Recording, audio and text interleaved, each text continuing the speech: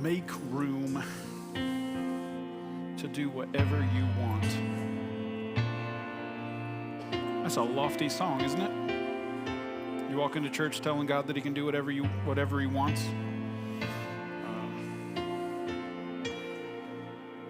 If you're like me, you got a little whisper in the back of your mind that goes, except that, whatever that is.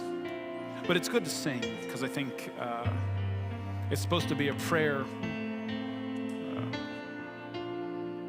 something you want to be true in your heart, I suppose. Make room for him to do whatever he wants. I hope it's true today. So we're in a relationship series called Love Handles, the hard work of a good relationship. And just so you know, if you're single or not attached to anyone, this doesn't exclude you. It's about all relationships. And really, today is about you. So I hope you are ready to talk about you today a little bit. Were you ready for that today? All right, I want to start in the book of Song of Solomon. At least one person started giggling. So Song of Solomon, if you've ever read the book of Song of Solomon, you know that the Bible's not boring, right? If you've read it, it is a book in the Bible about the romantic relationship between two people. It is what I will say poetically descriptive. It is poetically descriptive. The imagery is thousands of years old, so it gets a little lost on us, a little lost in translation. But if you read it, and I think you should, of course you should read the Bible, right? Song of Solomon, if you read the Song of Solomon, you're gonna get to some parts, and you're gonna go, wait, does that mean what I think it means? And in the book, Song of Solomon, it does. It means that. Whatever thing your brain came up with, it is an innuendo. It is, I call it inappropriate to read in church, which is weird because it's church. You should be able to read the Bible, but some people would be, if I read some of it to you right now, you would blush. You would literally, there's a whole chapter, there's a whole chapter where the husband describes the wife from the top of her head down, and he goes all the way down. Descriptive. And none of it makes any sense to us because your hair is like a flock of goats, which doesn't work anymore. You can't say that now.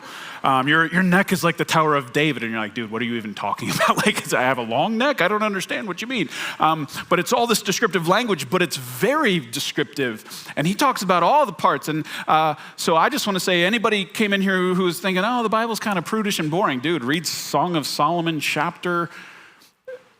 You promise not to read it while I'm preaching? It's chapter 4. That's your homework for later. It's so descriptive. Listen to this. It's so descriptive that Orthodox Judaism, you weren't allowed to read it until you were 30. 30. This isn't even like a MA 16 thing. It's MA 30. You're literally, you have to get all the way through your 20s. So I'm going to read one verse, Jonathan. You have to plug your ears because you're 29. So you've got... Can't handle it. Okay, so I built all that up, and then I'm not even going to read one of the verses that has anything to do with anything sexual at all. It is, so this book is about this relationship, but there's these little parts, and they're it's so poetic. There's these little warnings in there that are one verse long, and there's a bunch of little different ones. I want to zoom in on one that really will help with your relationships. It's Song of Solomon, chapter 2, verse 15. It says this. Catch all the foxes, those little foxes, before they ruin the vineyard of love, for the grapevines are blossoming. So, again, it's poetic, it's illustrative. Back then they had vineyards that were surrounded by walls to keep things out, right? So every once in a while, a fox would jump over a wall, dig under a wall, find a hole in the wall, and a fox would get in. Now, at first, that doesn't seem like a big deal, right? It's just a fox. What do they weigh 20 pounds? Some of y'all have cats bigger than a fox, right? What does it matter? A couple of foxes here and there. But when a fox would get into a vineyard, they're very active. They would dig at some of the roots.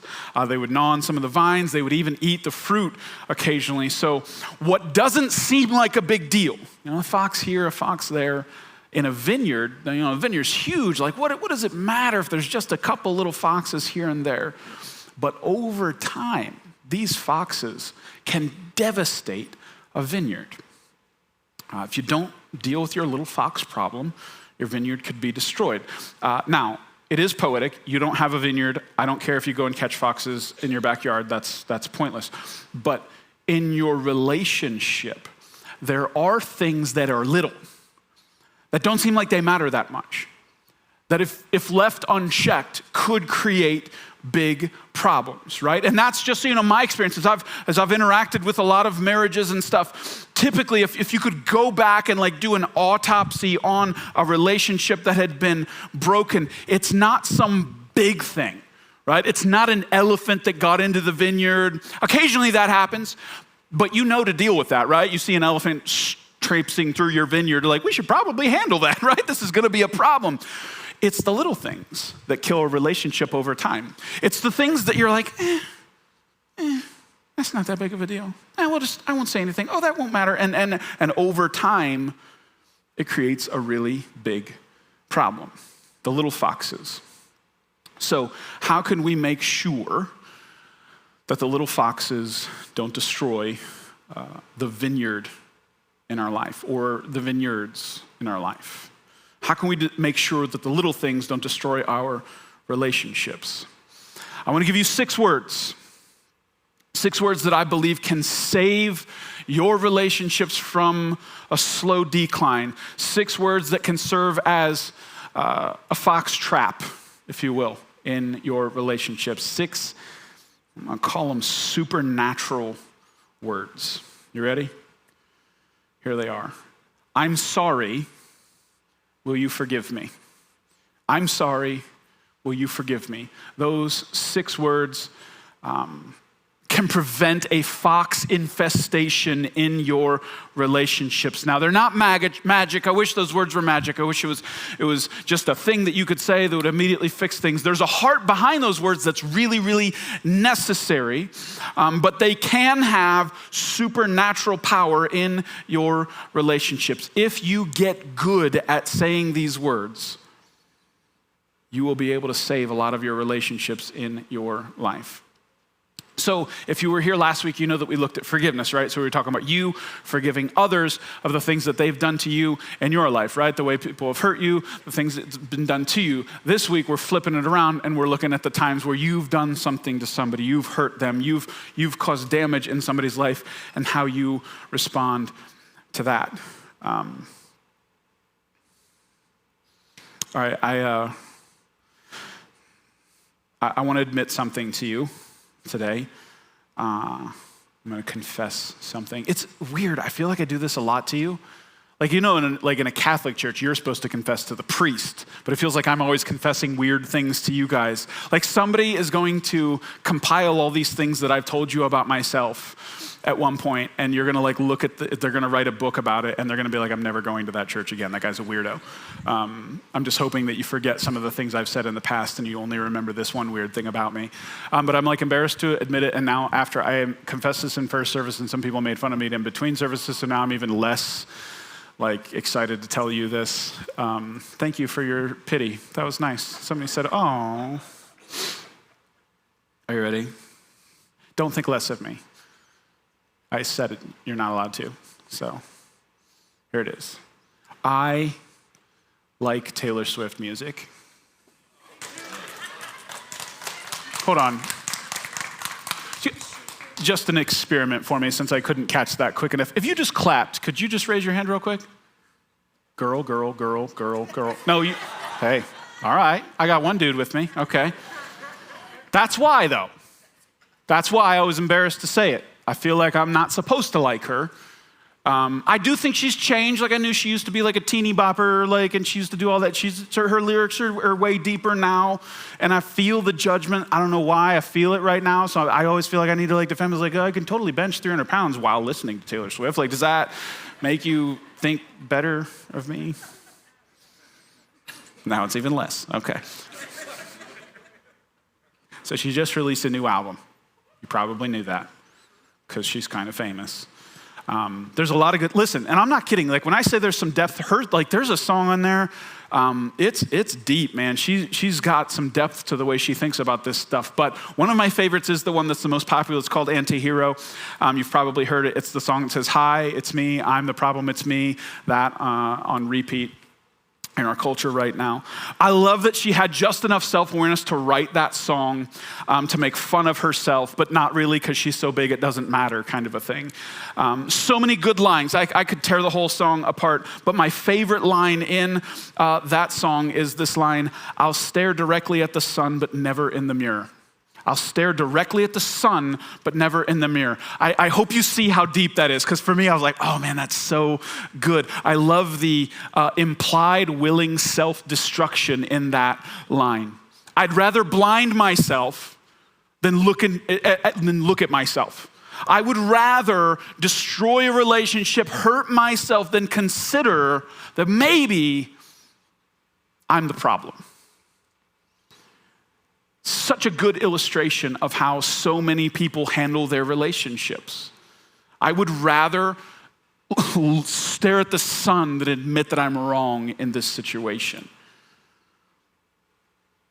So, like when I say you need to get good at saying I'm sorry, I don't mean you need to get good at like apologizing.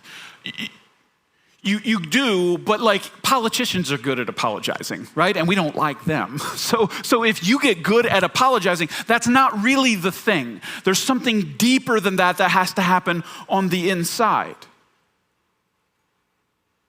So when I say you need to get good at saying I'm sorry, what I really mean is like how you view yourself in relation to God and in relation to the people in your life.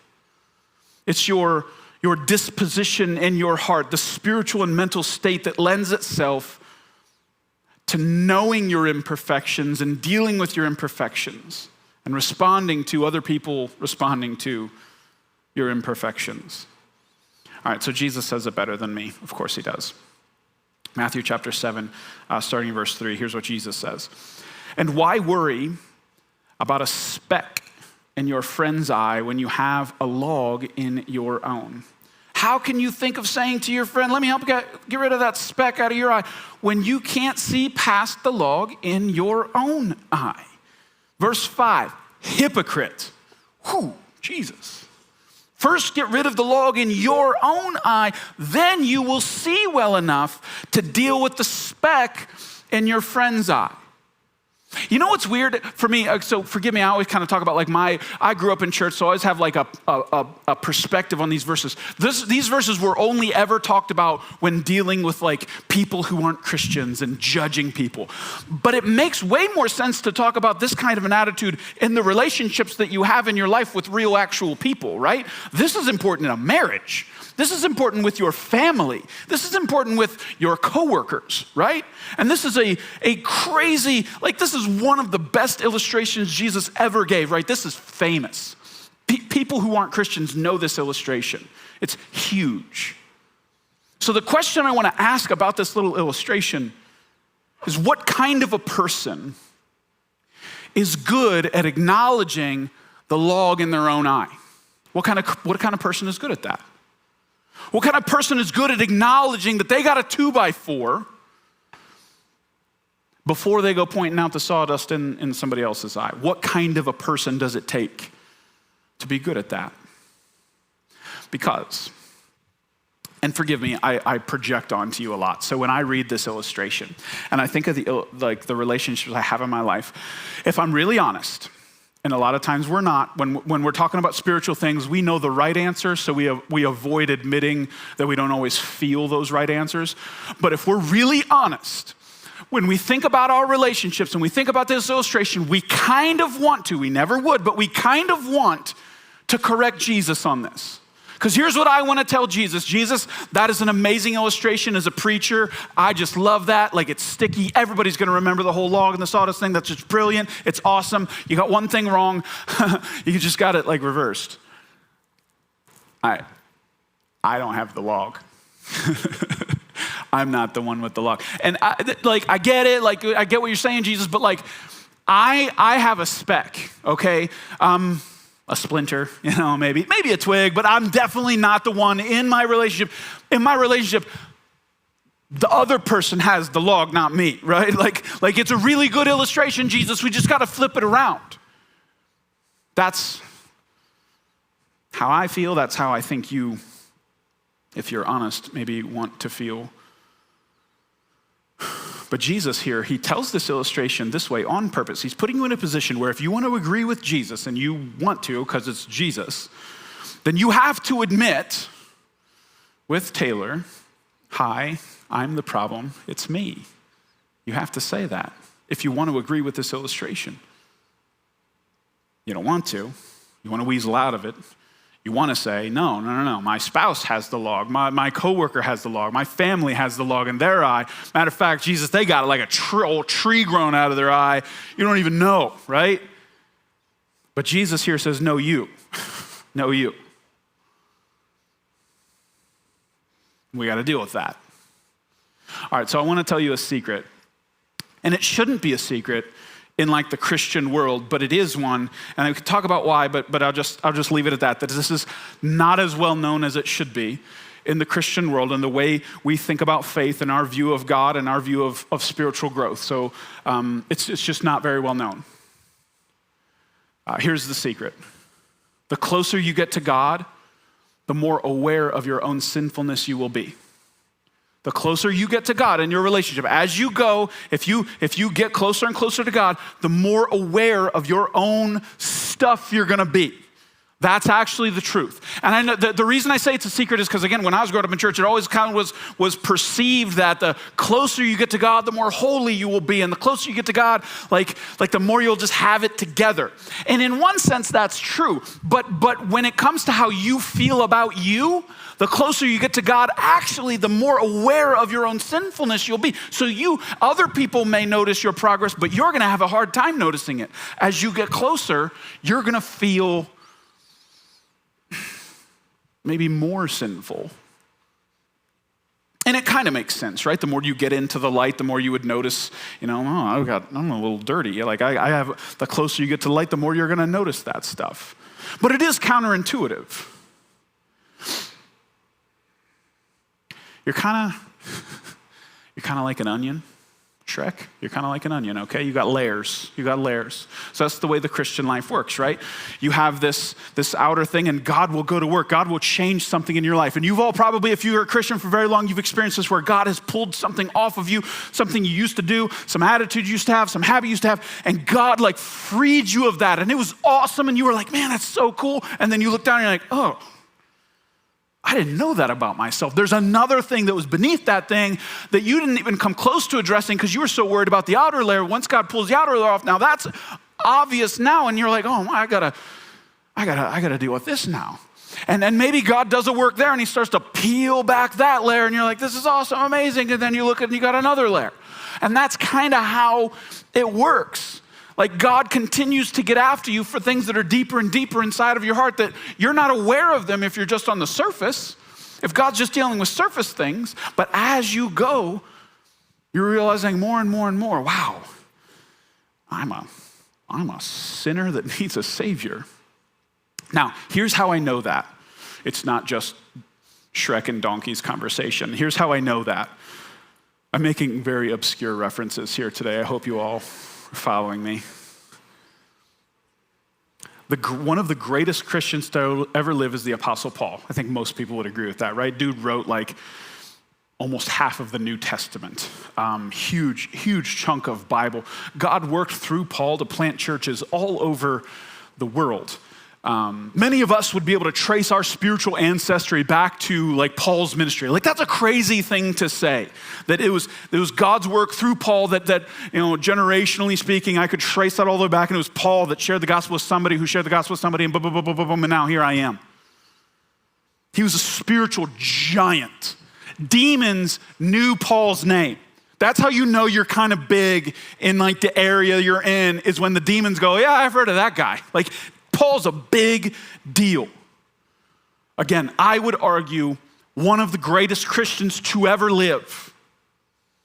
But you know how he talked about himself? 1 Timothy 1:15. This is a trustworthy saying, and everyone should accept it. Christ Jesus came into the world to save sinners, and I am the worst of them all. Wow. I just got done telling you I think he might be arguably one of the best. And he says, I'm the worst sinner. So my perception is this. Paul's perception is this. He also said in Romans chapter 7, verse 24, what a wretched man I am. Who will rescue me from this body that is subject to death? Wretched. I'm the worst sinner. I'm a wretched man. That's interesting. That's interesting that Paul would think that about himself when he is, again, arguably one of the greatest Christians to ever live. Because many of us would say, for guys who we look at and say, oh, that guy's a really good Christian, is that they have kind of a, like they know they're good. But Paul's like, no, I know I'm bad. Paul, the closer he got to God, the more aware of his own sinfulness he became. Now, don't hear me wrong, because the closer Paul got to God, the more aware of his own sin he became, and the more aware of God's grace that God gave him, he was aware of that as well. As his sin increased, or his awareness of his sin increased, his awareness of God's grace and mercy in his life also increased. He knew that God loved him right where he was, and also too much to leave him there. Because he follows up in Romans 7, O wretched man that I am, who will save me from this body? He answers, thanks be to God who delivers me through our Lord Jesus Christ. Then it goes over to Romans. If you ever read Romans chapter 7, you also need Romans, at least the first verse in Romans chapter 8. There was a terrible break there, because Romans chapter 8, verse 1 says, there is therefore now no condemnation for those who belong to Christ Jesus. No condemnation. So Paul knew that he was chief of sinners, worst sinner, but also that God loved him so much that he saved him. He knew both of these things. And the more he was aware of his sin, the more blown away he was that God loved him and God used him in his life. So he was grateful. And it worked in his relationships as well. Because the more aware of his own sinfulness he became, and the more aware of God's grace and love and mercy in his life he became, he was able to deal with people in a very different way. So follow my logic. If one of the greatest Christians to ever live talked about himself as the worst sinner, if the closer you get to God, the more aware of your sin you get, what does it mean when you have an attitude like you're better than someone? What does that mean?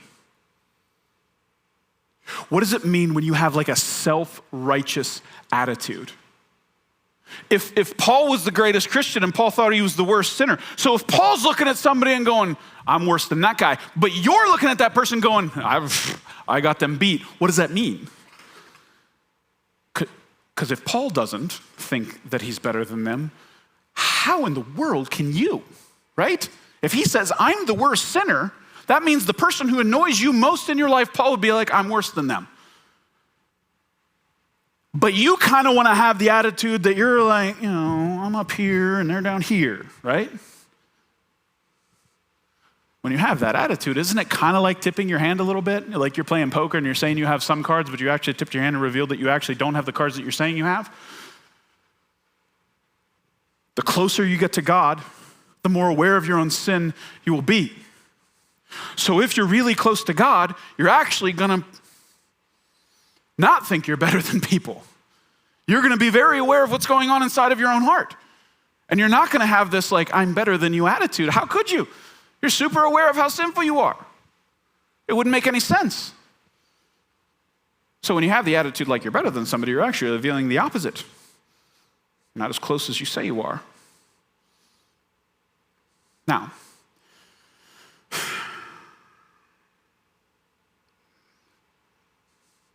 I was really excited about this sermon because it I could see it in my head. It's like a waterfall that falls down and down and down.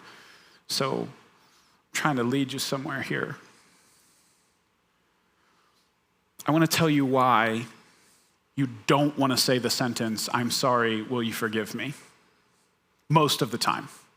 I want to tell you why. There are other reasons beside this reason, and I'm not talking about, so let me give my little disclaimer here. If you have like a really big thing going on in your marriage, I'm not talking about that today. We're not talking about the elephant in the vineyard, right? We're talking about the little foxes today. These are normal little things, little everyday life things where you just don't want to say, I'm sorry, will you forgive me? I know why you don't. So just think about, I don't know, like think about your normal marital fight. The reason you don't want to say you're sorry is because you think that whatever they did in the little fight is worse than what you did. That's why. I mean, think about it. Let me describe your fights. Somebody does something that hurts the other one. The one who got hurt reacts to the thing that they did in an unpleasant way. And then this person who did the thing first then reacts to the reaction of that thing. And then this person reacts to the reaction from the reaction to the thing, right? And that's actually how your fights go. And so are you following? No, you're not, because it's complicated, right? That you've been in these fights. You end up not even fighting about the thing that was about the fight originally started. You end up fighting about all the stuff that happened between now and then. You're fighting about fighting more than you're fighting about the actual thing, right? It's complicated. It's messy. But here's the thing, and here's what I'll say. And again, I'm talking about little foxes. I'm talking about little foxes. In those situations, which is the normal relationship stuff, somebody does something, somebody reacts to the thing, and then this person reacts to the reaction. That kind of stuff happens all the time. So I'm going to say something. It might be a little controversial. You might not like it. In those situations, nobody is perfectly innocent. Nobody deals with those things perfectly, right?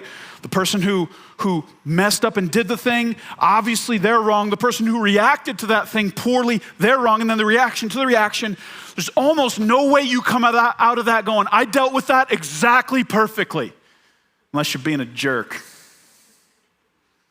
There's almost no chance. Nobody's perfectly innocent in those little normal fights, little foxes.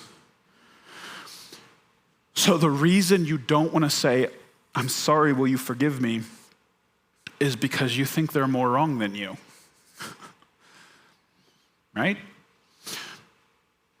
Or it's not that you don't want to say it, it's that you don't want to say it first.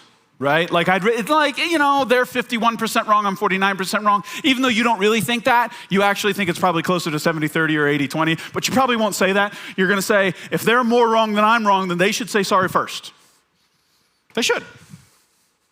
If I have to apologize at all, it should be second. That's how you feel. But listen to me. Because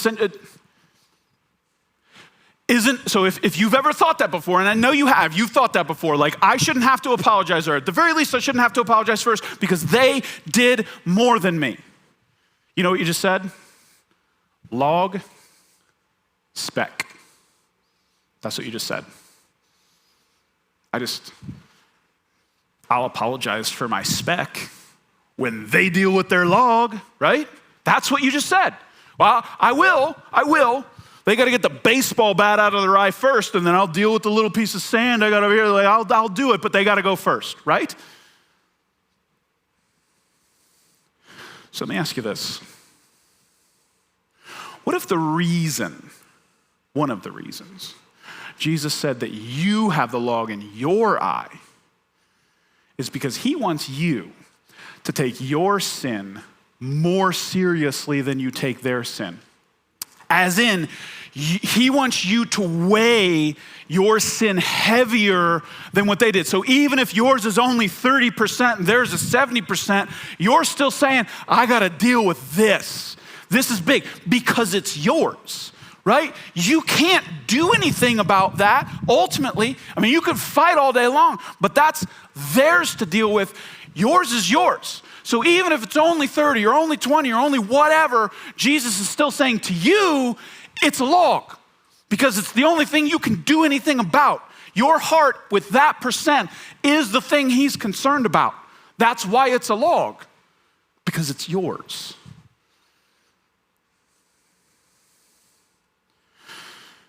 So I was trying to figure out a way, like a mentality shift. When you're having a conflict with somebody, like a way of thinking that will help you act right and think right and say the right things and have the right attitude. What if the next time you're in a conflict with someone, your spouse, maybe, hypothetically, not that you guys ever fight ever because you have the perfect marriage. Literally, so my wife was in first service, she was sitting right there, and I was making a joke about this, and I think we fought like less than 24 hours ago, and I had to do this whole thing. Like, God does that. I just hope you guys know, I always go first. God's like, oh, you're gonna preach about that? Here you go. Do this then. Like, you get to say it. I had to grab her by the face and say, I'm sorry, will you forgive me? Literally less than 24 hours ago. What if instead, and I know it's like, so if you're like me, I got a little bit of a lawyer streak in me, right? You wanna go down the line and have the whole, you wanna lay it out. Here's point A with its subpoints and all that stuff. You wanna do that whole thing. And you in your head, you have an internal calculator of how wrong they are versus how wrong you are. You have that, probably, some of you, maybe, most of you, I don't know.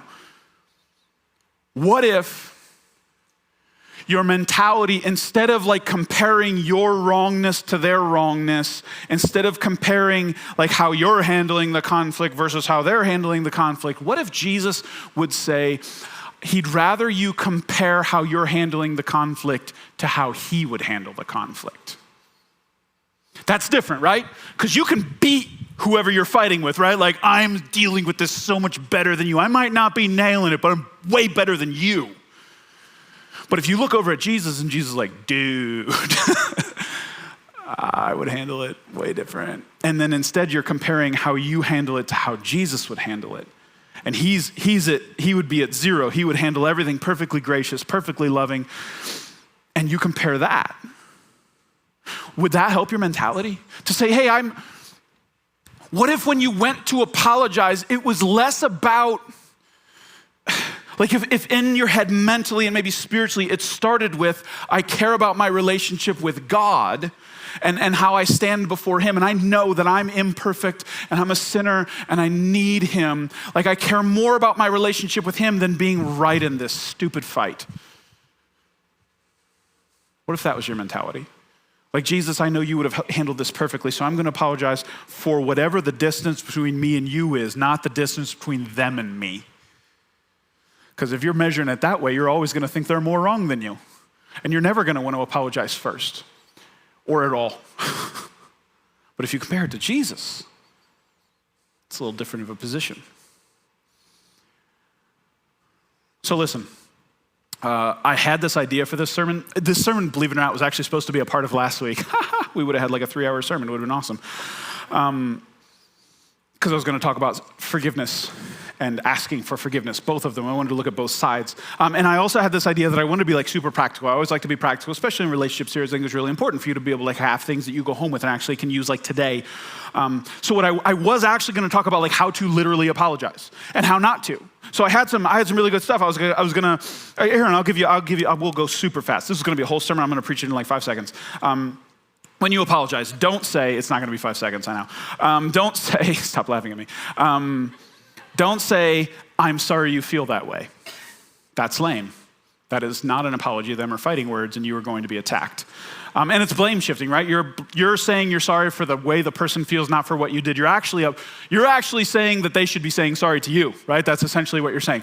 Don't say I'm sorry, but, because you're going to immediately make excuses. You're going to immediately erase the sorry by telling them why you did what you did or what they did that caused you to do it. Don't say I'm sorry if, because that's conditional. And it's almost it's like a hypothetical apology. If that happened, maybe, allegedly, that thing that I maybe could have done, I'm sorry for it, right? Kind of denying reality. Don't say, fine, I'm sorry. No one wants that, right? The begrudging submission, the I have nothing else to say, I guess I have to say, I'm sorry you cornered me. No one, that doesn't do anything. Don't do the, I'm sorry for all the times I've ever done that. Like a catch-all apology like that. Again, like what does it do? You're not helping the situation. You're making it 100 times worse. I already said I'm sorry. The deja vu apology. We did this already. And again, it's almost a little gaslighting. Like, don't you remember 12 weeks ago when I apologized for this? That apology covers all of these things that I've done, right? There's nothing left to apologize for. I formally apologized already. Speaking of that, the mistakes were made, events transpired politician, or, the politician apology. I'm sorry that happened. I'm sorry for the thing. You're not saying I'm sorry, you're apologizing for something that happened that you may or may not be involved in, right? It's very, you distance yourself. And then this last one, it's a little different flavor. Oh my gosh, I'm so sorry, I feel so bad. That one I will call the over-apology. And here's what, this one's a little different. This one's a little more subtle. Because when you over-apologize and you say stuff like, I feel so bad, do you realize in that situation, you're actually shining more of a light on how you feel than on how they feel? And when you're done with an over-apology, isn't it strange that they feel the need to almost apologize to you then? I'm sorry that you did that and you feel bad about that. My goodness. I'm sorry for literally just existing, right? Like that's how it kind of feels in that situation. So don't do any of those, okay? Check, you got that? Did you all write that down? Good. Now we could dig into all those, and we could talk about all that. How not to apologize. I could also tell you how to apologize. Let me give you this real quickly. You should apologize quickly. Don't wait. Apologize before you're ready. Don't, I'll send you a certified letter in 7 business days. When I'm ready to apologize, do it. Do it quickly. Apologize quickly. Also, leave space between the apology and the explanation. Don't squish them together because it seems like what you're trying to do is explain away the very thing you just did. Take responsibility, apologize, then wait. Leave some space between that and the explanation. Allow the apology to sink in before you have that conversation. How long? I don't know. You have to deal with everyone case by case and person by person. Apologize comprehensively. Apologize for what you did and the effect it had on the person. Both. I did this, it did this to you. I'm sorry for both of those things. Include, and this is really big, include that, I'm sorry, will you forgive me? Include that. Here's my guess. You won't want to. I'm better at saying I'm sorry than I am at saying, will you forgive me? And here's why. Because when you say, will you forgive me? Do you realize in that interaction, you just gave them the power in the conversation? You know that? You could just say I'm sorry, and you can kind of say I'm sorry with a little bit of an attitude, right? But it's really hard to have an attitude when you say, will you forgive me? You almost have to lay the sword down. You have to call a ceasefire. You have to say that with a different heart. And then finally, accept the consequences of your actions. Saying sorry doesn't make everything fine. Saying sorry doesn't make the wound that you gave the person magically heal. You're gonna have to accept some consequences for what happened. I was gonna preach a whole sermon on those two things. But here's the conclusion that I came to. We could have dug into how to apologize. We could have dug into how not to apologize. But I kind of had this vision in my head that would have been like the leaves and the branches of the problem, and it would have left the root of the problem. You can have all the techniques of how to apologize and how not to apologize, but if your heart isn't in the right place, none of that will matter. So what I wanted to do is get at the root. The real root, the way you can get good at apologizing in your life is to understand, to continually grasp that you are a sinner in need of a Savior. That when you read Paul saying, I am chief of sinners, you're supposed to go under your breath. No, I am. I know me. I'm worse, Paul. I'm worse. When you read Paul say, what a wretched man I am, you're supposed to go, me too. I'm wretched too. I know how jacked up I am. That when you have conflict with somebody, you're supposed to weigh your sin heavier. It's supposed to be graded on a curve. You're supposed to get more weight to your sin than their sin. When you have conflict, you're not going to compare how you're doing versus how they're doing. You're going to compare how you're doing to how Jesus would have done. Your mentality should be, hi, I'm the problem, it's me. Overall, the heart is in 1 Peter 5 and 6. And all of you, dress yourselves in humility as you relate to one another. For God opposes the proud, but gives grace to the humble. So humble yourselves under the mighty power of God, and at the right time, he will lift you up in honor. Some of you are afraid to do this. You're afraid to apologize because you think you're going to be giving away some kind of power in the relationship. You're afraid of what they're going to do with it. But this verse just said that God will lift you up, not them. So I guess I just want to say apologizing the right way is risky. It is. They might not accept it. They might try to use it to grind you into the ground. But here, God says, I got you. You humble yourself, I'll be the one to lift you up. Do you trust him? Can you give that to God? Give your pride to God and say, I hope you know that if you don't humble yourself, you're headed towards humiliation, right? Humiliation is just an unwilling humbling, right? You either do it willingly or he will do it unwillingly. Those are your only two options. You're going to be on your knee one way or the other. So here's what I want to do at the end here. I want to call the worship team back up here, and I want to call the prayer team. The prayer team is going to be over here, and the prayer team is going to be over here in the wings. And I want to invite you into this space. I want to be careful how I word this. If you're sitting here going, you know what? I'm like not good at this. I'm not good at apologizing. I never want to break. I always want them to apologize first. Man, I want you to take this time to pray to God and ask him to break you of that. Can you at least make the choice? I think humility begins with a choice. It's a choice. You can make it. Now, God will have to work on your heart a whole lot, but I think you can make a choice right here and right now and say, Lord, I don't want to live like that anymore. You can acknowledge that maybe, hi, I'm the problem, it's me. I've got some stuff, Lord, that I've been doing in these relationships, and you got to get a hold of my heart, Lord. I don't even know how to fix it, Lord, but I need you to do it. You can do that. So I want to invite you to do that. And if you need prayer, we got people up here who will pray with you.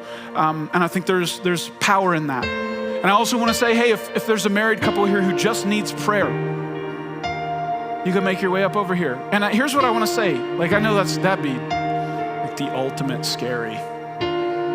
But I don't think you're saying by walking up here, hey, we have marriage problems, everybody look at us. I think you're saying, hey, we're desperate and we want Jesus in our marriage. For me, that's a thing to be looked up to, not down on. So I want to create that space to allow God to work in your heart in this place. Pray with me. Jesus, I pray for the person here right now who's like me, who they don't want to say, I'm sorry. They don't want to say, will you forgive me? They want to point out all the things that the other people do wrong. Lord, I pray that you'd break them. Pray that you'd break them. Humbled. Lord, I pray for the married couple right now, Lord, who's hurting, who's struggling, who they can't get this right. I pray that you would be present in that marriage, Lord.